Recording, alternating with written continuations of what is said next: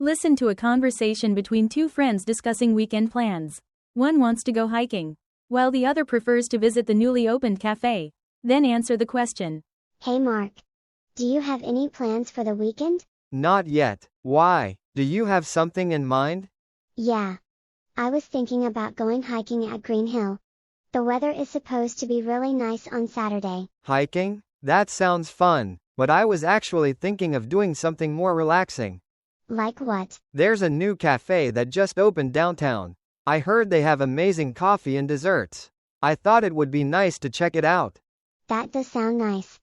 But I really feel like getting some fresh air and exercising outdoors. How about this? We go hiking in the morning, and then in the afternoon, we can visit the cafe and relax.